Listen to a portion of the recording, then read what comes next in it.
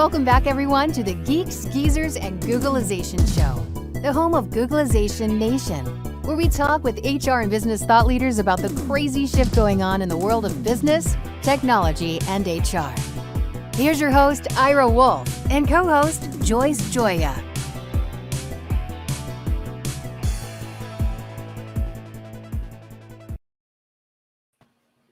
Hey, welcome back, Googlization Nation. Well, hello again.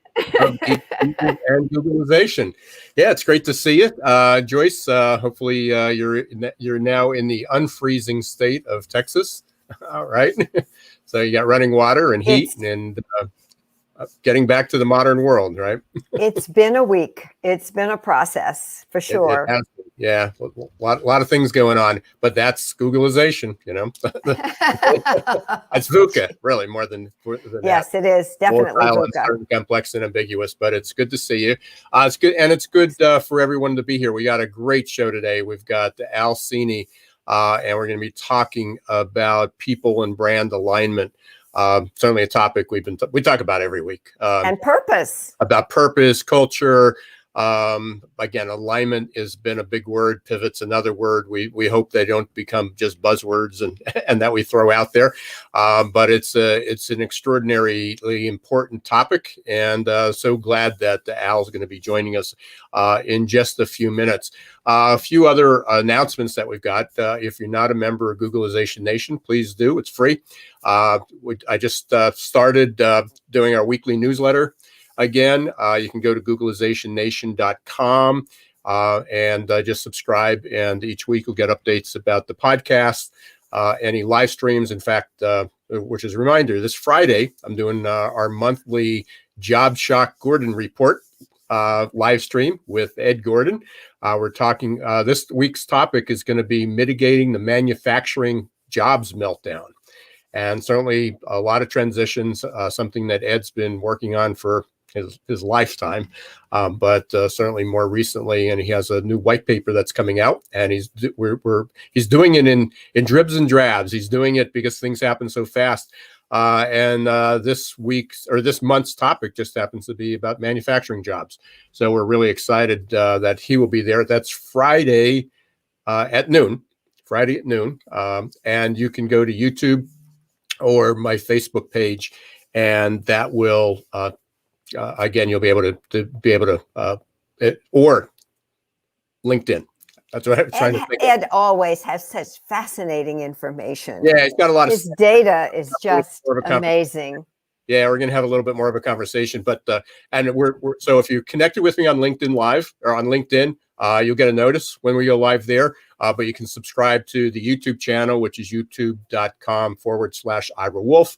And you can also follow the Facebook page for Success Performance Solutions. So a lot of different ways you get there, or you can catch the replays in the same place. And then the final is finally got our promotions ready for our Adaptability Quotient webinar. It's on March 24th. At 11 a.m. It's going to be right before we do our Geeks, Geezers, and Googlization, so that should be fun. And fascinating, by the way. Yeah, it's an incredible topic. This week alone, McKinsey came out with like 4 or 5 reports that were talking about the post-pandemic world. And a fascinating few reports, white reports, videos that they released on education, but also on jobs. And they were predicting, a lot of people were predicting for the last couple of years what job loss. And not necessarily that we're going to lose jobs, but a lot of the existing jobs, a lot of the workers we had, they were going to lose their specific jobs. And the post-pandemic, they basically elevated all their numbers by 25%. They're anticipating that up to 25% more people will be losing their jobs in this decade than there were before. Now, there's a whole venue, or there's a whole introduction of new jobs. Creation was the word, of new jobs that are coming out. But the different problem is people don't have the skill, or you have to talk about how do people be more. Yes, there's a misalignment, to use your word, alignment, Ira, between the jobs that we need people to fill and their skills. right? And the biggest analogy we talked about before, and this happened 20 years ago. It's not the first time this has happened, but when a lot of the automotive companies were downsizing, sales were off, they automated a lot. They were turning leaders in the automation and the robotics side. A lot of people lost their jobs, and they said, "Great, we need healthcare workers, so we'll take all the frontline production workers who used to assemble vehicles, and we're going to make them nurses." And we're human beings, so we should adapt to that. But a very, very different lifestyle from going to being basically working on machinery and manufacturing to becoming a nurse. Well, the differences between working on things and people, right? Oh, absolutely, absolutely. So we're at that precipice again, or that tipping point again. It's probably that, and we're going to be talking about that on both on Friday with Ed. But more importantly, on how do we help people be more comfortable with uncertainty, how do we help people get the courage and the confidence to change, which leads us into today's conversation, because you can't do that if you don't walk the talk. If a company is not walking the talk, if they don't understand what it means, what a culture means, what the messaging is. How do you hire people that fit that culture, but how do you get people to adapt? We get into diversity and inclusion, so many more conversations that you can have about that. So real excited today that we're going to have Al Cini, because this is what he does for a living, and has a really interesting tool kit that goes along with that. So we're going to. It's time to introduce. It is. Al. Do you want to talk a little bit about who Al is? I'm going to let Al do his own intro. Al's got a pretty background. He's kind of a marketing, and we're going to there is a kind of a soft boundary. Ira, first of all, thank you for inviting me to be on the program. And Joyce, it's a pleasure meeting and working with you. Likewise. And I really appreciate the opportunity to get out there with what we've discovered about the importance of aligning people with the purpose of the organization or the team or the group that they're a member of. And we have an angle on that, and I'm happy to share that. I'm happy to share that with you guys and your audience. Well, Al, will you tell us a little bit about you and your background? I have to tell you first that my background, I have an MBA with a concentration in marketing. And yet I spent decades working in the HR field. And I bridged that gap with a concept that I call internal marketing, bonding with employees as valued customers. So I'm fascinated to hear more about your background and how you took the leap between marketing and HR as well. Joyce, when I was a kid, and I went to graduate school and I have degrees and all that stuff. But what I really learned most from was growing up with about 1 million other millennials on a small street in South Philadelphia. I grew up with about 85 or 90 other kids who grew up on the same block that I grew up on. And I have this special skill. I was no good at baseball or football or any of the games that we played, but I was great at getting all the kids in the neighborhood to come out and play those games. That was something I could do better than any other kid. So I'd get 85 or 90 kids to want to come out and play baseball. We'd form teams of 20 or 30. There'd be a bench with a couple of kids in it. I'd be the last one picked because I sucked at all those games. But it was a core competency. There was a way that I kind of had this weird gift of getting a lot of people to want to do something that they hadn't thought about doing that day. And so I gave them a purpose. It was simple, in a simple kind of a sense. I kind of helped them discover a purpose that worked for them. And then fast forward this, I worked as a project manager at NBC Universal. And part of what I did was audience research. And if you think about audience research, it's a broadcast. I don't know if you remember must-see TV in the 90s. Yes. There was a formula for that. NBC was really good at it. And their question was, how do we get 25 or 30 million people between the ages of 18 and 45 to show up in front of their television sets on a Thursday night at 8 o'clock? And they had a formula for that. And what I'm discovering really is that the trick to motivating people has very little to do with telling them what to do and more to do with showing them a fun thing to do and then inviting them to kind of join in. So culture, which is something most people talk about culture, is kind of like the weather. Culture actually is something you do. It's some actual steps you take. So, Al, one of the things that when you and I, and again, we met through Jason Cochran. He's listening in, from what I hear. Yeah, I'm sure he is. And I know Joyce has met him through here, and we've had a lot of conversations. One of the things that fascinated me when you and I first talked, and when I learned a little bit more about your BCAT, about this model, was that you talk about a role model. You talk about that.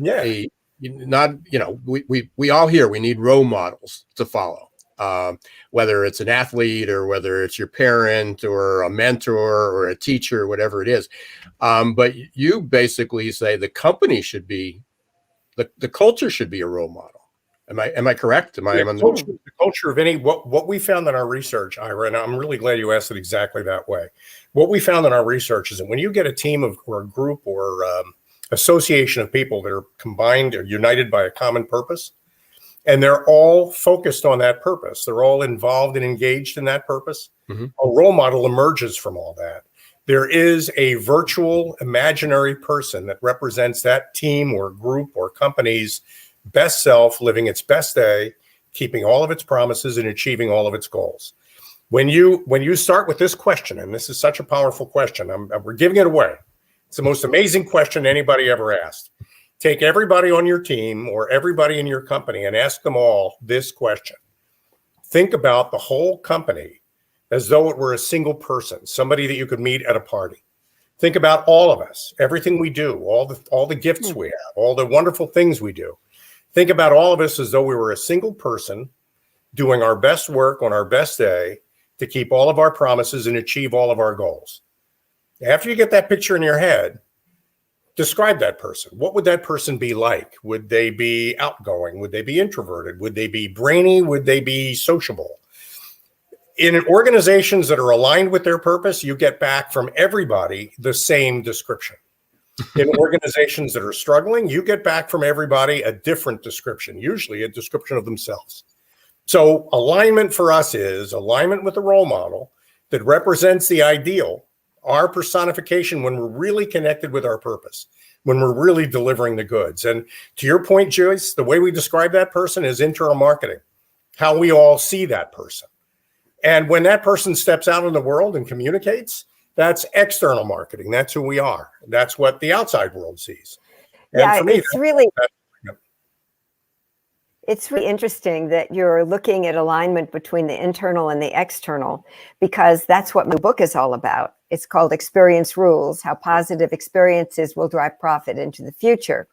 And it forecasts the rise of the CEXO, who will be responsible for the alignment of all of the branding, messaging, and across all the stakeholder groups, not just customers and employees, which is what you're talking about, but all of the different stakeholder groups.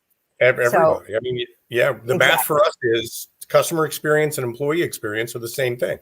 They really are the same thing. And, when you want to, they manifest differently. No question about that. But the really great companies are the same company, whether you're inside the company or outside the company. They feel the same team. And that's what compels you. The reason, and this is a Pepsi generation idea, the reason why people want to buy from you and the reason why people want to work for you is the same reason. They want to buy from you and they want to work for you because they believe that'll make them a better version of themselves. That's the motivator. Articulating that better version of self is really the secret of aligning brand and culture. So going back, Alan, I know you and I talked about this because we have some similar backgrounds and we've worked with some similar providers. When I started this business, one of the early questions that I was introduced to was on a much smaller scale than talking about a single role model for culture. But if the job could talk, when you're hiring people and everybody has a different version of how they do their work, what it takes to get the job done. What are the characteristics and traits and abilities and knowledge that it takes? And everybody has a slightly different version. But if you can say, if you could ask the job, what would it be? How would it describe itself? And that's what you've done. You've done it because now you have lots of jobs. You have families of jobs, and you have different departments.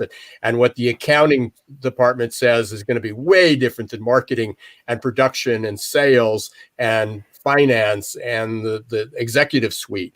And how do you get all those to align? So after you get these, you have 100 people and you get 104 different versions right of this, because there's some people that aren't sure.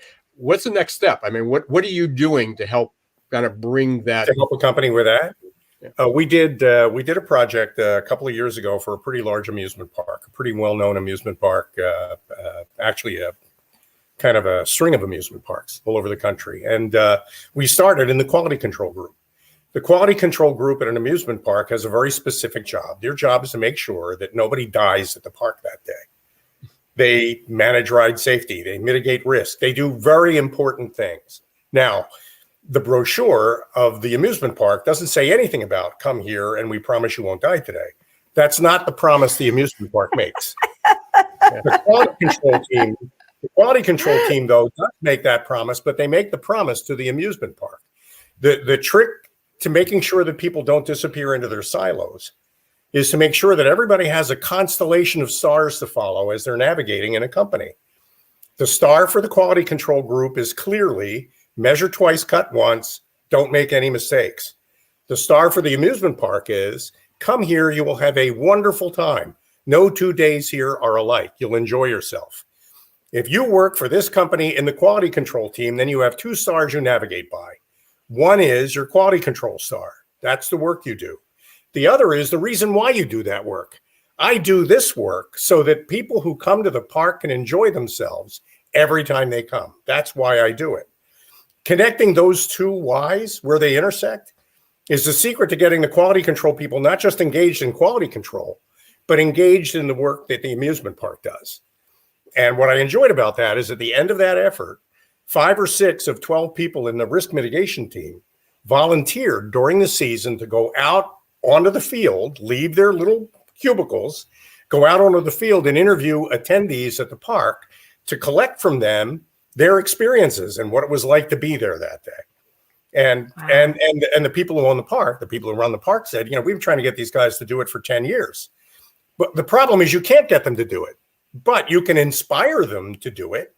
And they'll come up with that idea on their own as soon as you connect them with the purpose of it. And it's very gratifying work. Yeah, I mean, it sounds so complicated, but then when you hear someone like yourself or a lot of other people say it, is connecting people's purpose. And this was, I think it was Tom Peters or I think it was Tom Peters. And when he interviewed the mechanics on, I think it was at Southwest Airlines. And they said, what do you do around here? And they ask a lot of people and they go, we fix the planes and, we change the oil. And what do you do on a day-to-day basis? And they gave you all these tasks. And they met the one at Southwest and he said, we help people fly safely.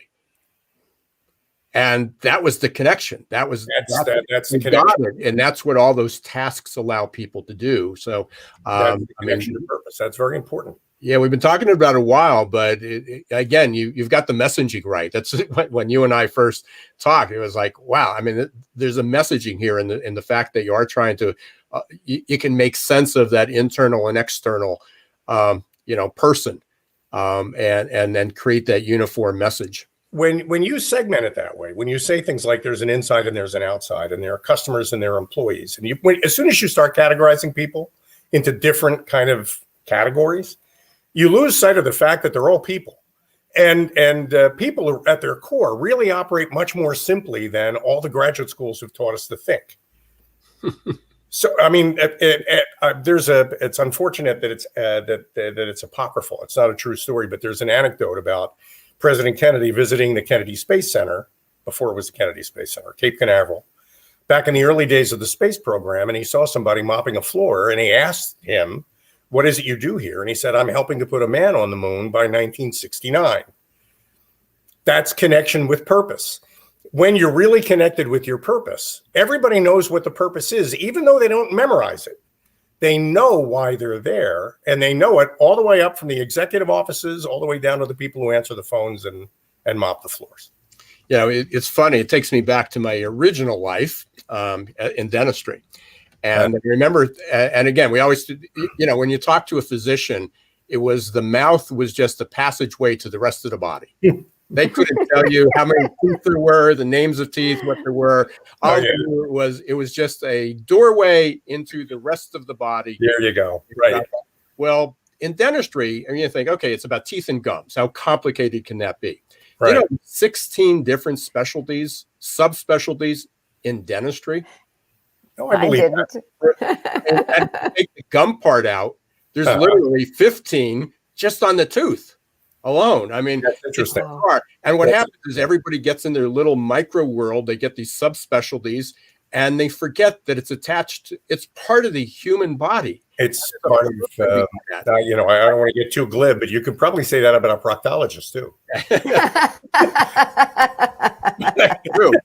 But we won't go down that path. Thanks. No, but I think thanks for that vision. But if the job of the dentist is to make the person sitting in the chair happy with the result that they get, when somebody goes to a dentist, they have a complaint or a pain, or they have an outcome they're looking for. And, the dentist's job is to bond with the outcome that the patient is looking for, not just to look at the teeth and the gums, but to try to understand what it is the patient's actually trying to accomplish by visiting them that day. Right. That's everybody in the office should be committed to that. And that really becomes a kind of a clear idea of what the purpose of dentistry is, and without teaching it to anybody. And so you can take this to any role. I mean, I know people think, well, this is only for big companies, or these are for, I can see where this would fit in manufacturing, or I see where this might fit in a distribution. But you can take it down to, dentists, they're small businesses, they're solo practitioners. Sure. This is transferable to any role. I know any kind of business, even small retail businesses or restaurants or anything. Don't forget not-for-profits, because not-for-profits to a large extent actually need this more than for-profit companies do. Remembering why the organization was created in the first place. What were we put here for? All that gets buried under accounting, payroll. There are so many day-to-day things that will cause you to lose sight of why you were put here. And reconnecting with that is the power to get. If you want people to stop saying they hate their jobs, you got to get them to fall in love with them again. And falling in love with your work is what this is all about.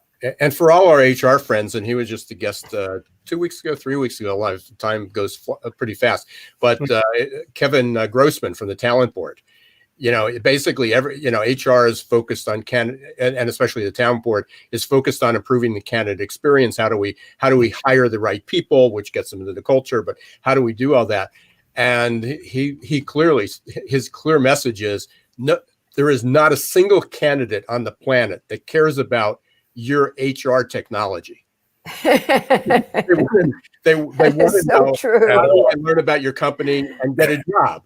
They don't care about the technology. What HR talks about is all the technology. That's the low-hanging fruit for them to a large extent. Connecting with people sometimes is harder. It's much easier to buy an HRIS or to implement a new database, in a lot of ways, the widgets are easier to deal with than the whole machine. But it's the whole machine that gets the work done. Yeah, and so often. Okay, go ahead. I'm just going to say, before we run out of time, you had mentioned something in passing, and that is BCAT, which stands for Brand Culture Alignment Toolkit, right, Al? Yeah, that's correct. That's it. So will you tell us a little bit about what is in your Brand Culture Alignment Toolkit? It's a 3-step process choice, actually 4 steps if you count that question. Think about your whole company as though we're a single person doing its best work on its best day. We start with that question. That's step 0, because that's fundamental. That's what gets everybody organized mentally around their purpose.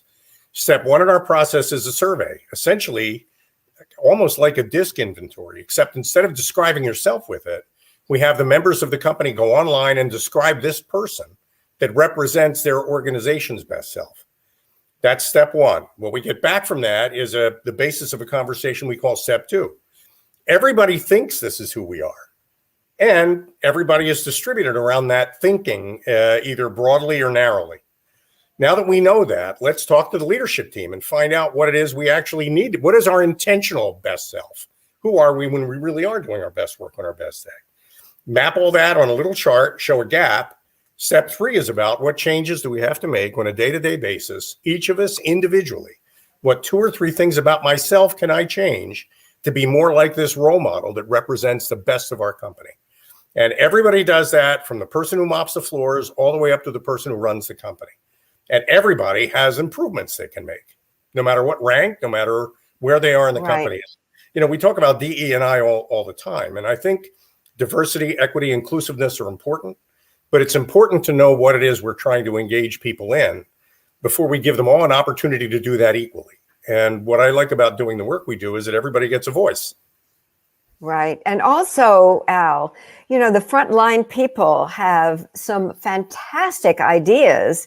And so often they're never asked, or if they volunteer, they're told, just go do your job. You know, I'm not asking you for your ideas. I just want you to go take care of what you're supposed to do.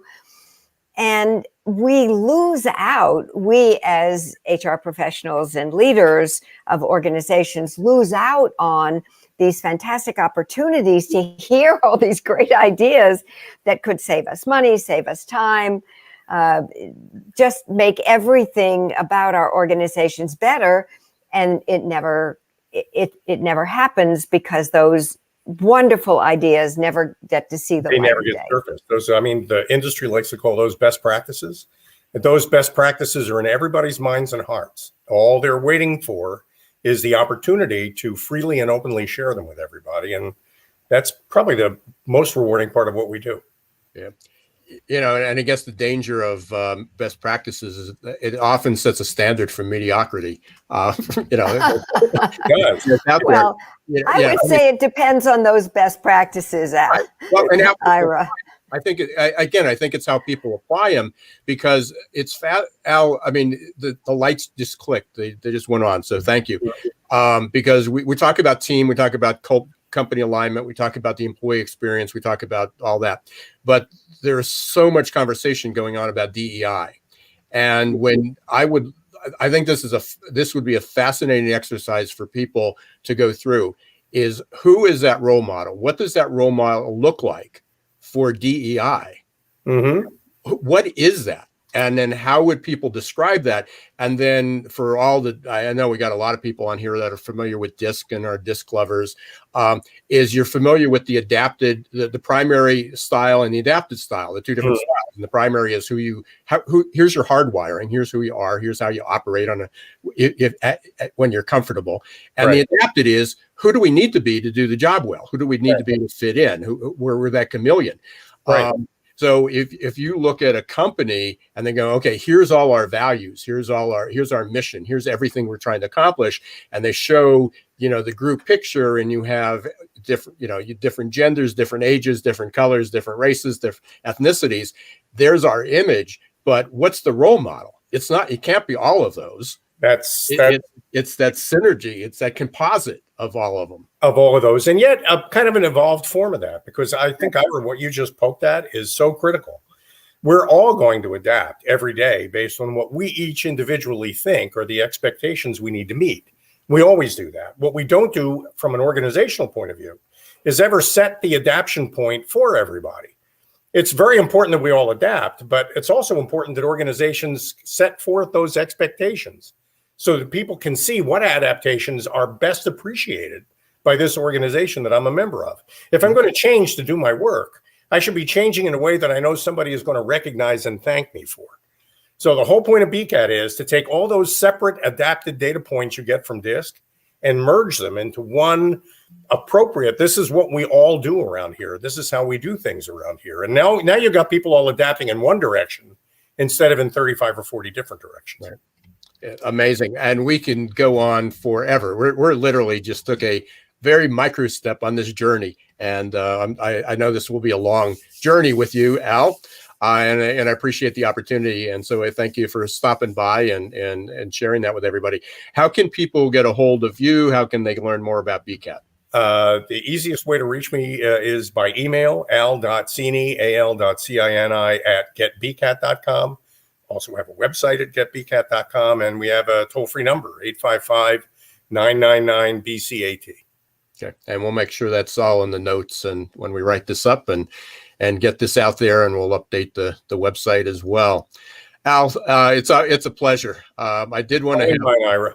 I did want to have Spanish eyes rolling in the background, but we'll have to get you a signed copy. Thank you so much for being here for us. Thanks, Ira. Thanks, Joyce. Nice meeting you. Nice working with you both. You too. Take care. Likewise. Well, that was very interesting. Yeah, the light bulb went on at the end when he brought in about DEI, because there's so much conversation, and I think that would be just a fascinating conversation of what would the role model be? Who's that avatar for the organization when you talk about DEI? And I can't imagine, that there would not be diversity in all those responses. So maybe not so much inclusivity and equity, but there'd definitely be diversity in the responses. Want to thank everybody again. Want to thank Al. He was a great guest, great concept, great conversation, and I'm sure we will be continuing that. And now it's what I found fascinating is that as he's talking, we're relating this back to what Jason said. What Derek Lunston had said just a few weeks ago. And Kevin Grossman. Grossman. Yeah, it's all tying in. So we obviously are starting to create that synergy, that role model. We're trying to get the picture, and it's good to have a lot of people like Al and Jason and Derek and Kevin on, in our court. And Ira, it's so important to hire people who will fit into the culture. It's so important. Right. I made that mistake when we were in Greensboro and we had our little company, and we hired a young man to be our VP of marketing, such as it was. And he was from a large organization that still is, I think, in Greensboro, North Carolina.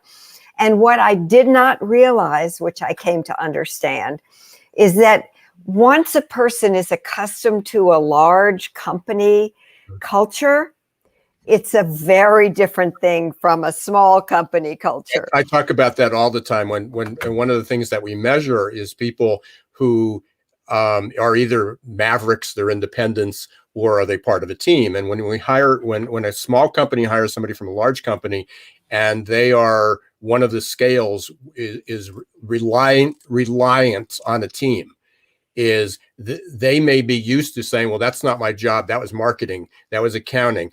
That's sales. That's manufacturing. That's production. That's support. And then all of a sudden you come in and go, yeah, you're all those hats. You are all of those things. There is no one to delegate this to you because of your expertise. And they go, well, I never really did that before. I had somebody who did it for me. So it's fascinating. Hey, we want to make sure we bring our monthly guest on, Mike Spramuli. We're going to be talking about Clubhouse. But first, before we do that, hey, Mike, what we're going to do is we're going to have a short commercial break. Stand by, Mike, please. Yeah, standing by. In Gomo and Success Performance Solutions. We'll be right back. Imagine growing great employees and advancing emerging leaders with one small monthly investment. With the Ngomu app, you can support your employees in career and personal development and health and wellness without spending a lot of effort to schedule and hold numerous training sessions. With the efficient app, your employees will have access to dozens of coaches in groups and one-on-ones for whatever topic they need or want to work on anytime, anywhere. Picture the positive impact on your team by having access to over 80 coaches. Learn more at ngomu.com today. For many people, the bridge to the new normal is too far, too difficult, too scary. Waiting to get back to normal becomes a way of life, filled with fear and despair. But wait, why are those people who dare to travel to the new normal celebrating? Opportunity and growth? How can you get a piece of the action? The bridge between the past and the future, the status quo and the new normal is adaptability. You have a choice. Which side of the future do you want to land on? Will it be coping and surviving or growing and thriving? Adaptability quotient is the new competitive edge.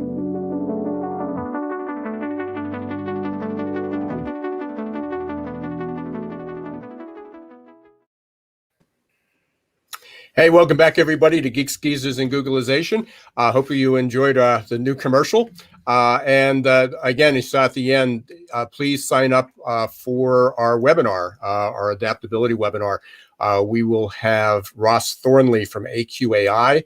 We're going to have Heidi Spirgy from Cornerstone On Demand. She's the Chief Strategy Officer, and adaptability is one of Cornerstone's themes this year. So we're really excited about having her. And we're looking at a couple other guests, two other panelists that will be joining us, and we'll be talking about adaptability. You can get that at bit.ly/AQ March 24. We'll put that in, we'll get that scrolling across the bottom. And we're going to be talking with Mike again about Clubhouse. Clubhouse is still going strong. If you're not a member of Clubhouse, you need to be invited. You need to be right now on an Apple device.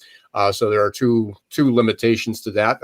It's when it goes live, it'll go to the other devices and be a little easier to get into. If you need an invite, find somebody who's already on it and have them invite you. And you can get on the waiting list by going to joinclubhouse.com. Mike, welcome back. Hey, great to be back. How you doing, Michael? Ira, Before Joyce? we get into the details on Clubhouse, I have a question for you. Sure. Given that 80% of the installed base of phones, and actually it's more than 80% in the US, are Android, not iPhones, do you think it was a smart thing for Clubhouse to start with the Apple platform? Here are my thoughts, and I'm by no means an expert in this area. I think all apps tend to start on iPhone. Why that is, I have no idea. I think it's good that they are working out the kinks on the iOS platform before they roll it out to Android, because that's a different system with a lot less regulation. And it doesn't seem to be hurting their adoption rate, because people are just, when I'm in Clubhouse, I'll notice that they have bandwidth problems periodically, which means people are using it. So I'm sure they're working feverishly behind the scenes to get that Android app available, because that opens up a whole new segment of users. Yeah, it's an interesting question, Joyce, of why they chose that, and I haven't heard that brought up. I know people are wondering when it's going to be on the Android, but that's an interesting question. It might have to do with startup money. Well, Who funded it? So. And the reason I asked is that Ngomu is starting with Android and then possibly moving to iPhone. Yeah, it might depend on the audience that they were trying to attract. And, I know Elon Musk and a number of other people are avid users of Clubhouse. They like the platform, and it could have been their preference. And, it's a startup. So never know. Right. So, but anyway, Mike. So tell us, Michael. Sort of what it is. Let's talk about the next stage. Yeah, so I've been on, we spoke last about a month or so ago, I believe, correct? And where I was on Clubhouse a whopping 2 weeks. So now I've been on there a whole month, which is, like dog years or cat years in the internet world. In the virtual world, it is. Yeah, it is. It moves that fast. So, I'll back up by saying that, and Ira can vouch for this, I like very little in the world of social media. I'm not hesitant to say that, the scope of my business doesn't really afford itself to be adaptable to Instagram and Twitter and LinkedIn. And I know people can do it, and Ira does a great job with it. It's just, I don't want to put in that much work. I feel like there's a however coming. Well, here's the however. The however is Clubhouse, and it is technically a social media based platform. But the ROI compared to everything else I've used, and I've been around a while, I've been on the internet since the World Wide Web launched back in the early 90s. I have never been on a platform where I have been able to generate interest, and I actually got a deal or two potentially on the table right now in less than 4 weeks. That does not for me, that has not happened through any other social media channel. And I think the reason for that is because you're able to niche out so tightly the group of people you want to connect with by going into these specific rooms, by offering information, helping where you can, and then you're really, it's almost like you're accelerating the whole process of social media. You know, they say post and write articles and videos to position yourself as an expert. Well, you can short circuit all that by getting in the clubhouse, getting into a room where your expertise is appreciated and being that expert. So now instead of taking 9 months, you know, I've got a couple of things percolating, hadn't closed yet, but again, at the acceleration rate compared to traditional social media, it's very promising. So there's, and you're right, Mike. I mean, there's the opportunity to sell, and again, it's old relationship management. There are some rooms that are strictly sales. People are pitching stuff from the day you go in, and there's people, and that's what they like. And then there's other groups that go, that's the last thing in the world that they want to be it's to go into a room and be sold. They need help. They have an idea. They are concerned about the environment. They're concerned about education. They need a group of people to talk to. And we went from, let's have a meeting. I mean, this is in the course of a year. We went from, well, why don't we schedule a meeting? And then people say, well, I'm so busy and I'm booked out, but I'll get back to you. To let's connect on LinkedIn and we'll have a group and we'll have an asynchronous conversation. That somebody messages and 3 weeks later go, sorry, I've been away for so long, but I finally found your message. To Zoom calls 24/7, where people are exhausted because when you're on video, you have a video. You got to get dressed, Ira. You see, that's the thing. You have to get dressed when you're on video. Otherwise, you'll get nasty grams from different platforms. That's why I only show from here up. Exactly. So what's interesting about Clubhouse, it's audio and it's synchronous. So you go in there, you can, and just again, imagine going to a conference and there's 100 breakouts going on at the same time. And you walk into the room and you listen and you go, not interesting. It's not what I thought.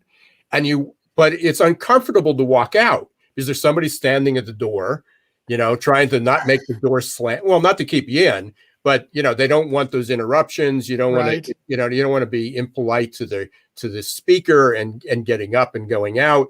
But with this, you basically can enter a conversation, listen for a few minutes. If it's interesting, you can stay. You can get invited up to share your opinion in many of these groups, especially the smaller ones, or ask a question. Right. Yeah. So there's this opportunity that, so I can, this is like Zoom, but I'm not on screen.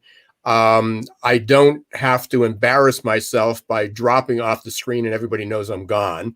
I can just politely leave. If I've got something to say, there's a process. You just don't blurt it out. You're invited onto the what they call the stage, but you're invited up to be part of that conversation.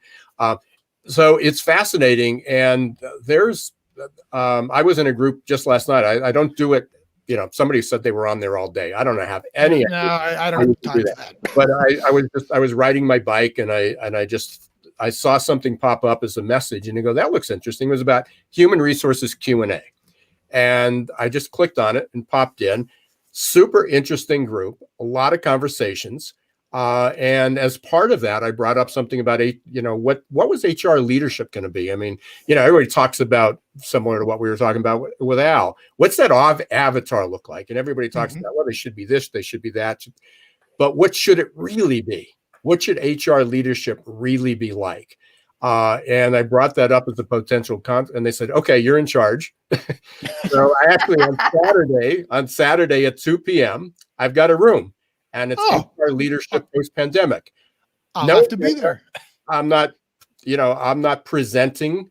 It's a conversation, an open conversation. Anybody interesting is, what should HR leadership look like? What should it be? How does it need to change? What's the opportunity in there post-pandemic? And, there may be 2 people in there. I may be talking to myself. There could be hundreds of people in there that can contribute to that conversation. And that's what it is. I'll be there with you. Okay. Yeah, now that I'm aware, I'll keep an eye out for that notification and pop in. So there'll be at least 3. Yeah. So what else? I mean, we've got just a couple minutes here left, Mike. What else? What else can you share with us? What's some tips for people? Sure. So, one of the things that I first figured out, and I think I mentioned this the last time, was like, oh, I want to do a room. Don't even worry about doing a room. I haven't. I tried once. I had no following. I'm not interested in being a celebrity. Find rooms that are relevant to your interests, and it's not all about selling. I think I touched on this also the last time. There are groups on spirituality and health and exercise and recovery support. There's something for everyone. I've had much better luck with the smaller rooms. And what I mean by smaller rooms is rooms that have maybe 15, 20, 25 people, because you get to talk and you get to have a conversation like we're doing here. You go into one of these mega rooms, 6, 7, 800, 1,000 people, you may get some good information, and that may be what you're looking for, but you're not going to get an opportunity to really build those relationships. So I say, find your niche, start with the smaller rooms. The second thing is, don't be afraid to raise your hand virtually in the app so that they will bring you up on the stage, and get involved. Like anything else, you get into it, what you put out of it. You can go in there and kind of sit in the background and glean insights, and that's fine, but that's not really going to help you build the relationships. What does that is the ability for you to then go and either offer some information on a particular topic that they're discussing, or asking a question. And I'm down to one room in a specific market that I'm in. I think it could be overwhelming for people to get in there and be all over the place. And once you find where you can start getting some traction, tune out all the other noise. And it's not to say that I'll never go to other rooms, but for now, it's working with this one room, and it's great because I'm a night owl, and this room doesn't come online until around 11 p.m. So it was like made for me. There's truly something for everyone. Yeah. And the other thing just interesting last night, I mean, you get out of your bubble. So you're in your HR group, and even in the HR groups that we follow, and I'm in a bunch of them, there tends to end up being people who think similarly. They like that. And not that this can't turn into that, but last night there were 6, maybe there were 9 of us at one time on stage. And I would say 5 were from the US, but in completely different parts, in different roles and different jobs. We had somebody from Peru, somebody from Turkey, somebody from Japan, in the room, everybody experiencing the same problems. We had a shared interest, but very varied, geography, ethnicities, genders. And we were it was really incredibly represented. So it's fun. As always, we've blown through, 48 minutes here. Mike, I'm sure we're going to be continuing this conversation about Clubhouse or some other tech things. I know you had a couple tech tips on the first one. So we have you the 4th Wednesday of each month. So hopefully, is that when it is? I don't. I just get the email from Iris says, "You on tomorrow?" I say, "Yeah, okay, sure." So unless you're traveling and we get back to that world, we'll see you again. Let me just throw this out there. If anyone has a specific tech question that they want me to address in a future episode, feel free to email me, michael@spremulli.com. Very simple. It's my name, and Spremulli is spelled SPREMULLI, and it's in the show notes, and you can find it on LinkedIn. And if you email me that, then I could go ahead and have that addressed in a future episode. Yeah, Mike's the guy. If he doesn't know it, he'll find it. Yep. So again, thanks very much, Mike. Thanks for having me. Good to see you both as always, and we'll see you next month. Well, and you and I will be talking soon. So all right, thanks. Bye-bye. Thanks, everyone. Another very fast 50 minutes. Yeah, another one under our belt. So again, you've been listening to Geeks, Geezers, and Googlization. Thank you for being part of Googlization Nation. If you haven't officially subscribed, go to googlizationnation.com. It's free, and you'll get updates each week about the podcast. You'll get updates about things like our live stream this Friday with Ed Gordon, Job Shock. You will also get updates about the webinars and different panels that we're going to be having. The next one is the AQ webinar, the adaptability webinar, March 24th, 11 p.m. And you can go to bit.ly/AQ March 24 to register. It is free, and there will be one SHRM credit for that. And please feel free to let us know if there are any guests you'd like us to have or any comments that you have about the content that you've experienced with us on Geeks, Geezers, and Googlization. Yeah. And if you can't make it every Wednesday at 1 p.m., you can catch it on YouTube, Facebook, and almost every podcast platform that is out there. Right. So please subscribe. Let us know how we're doing. Rate us. And until next week, don't let the shift hit your plan. Hit your plan.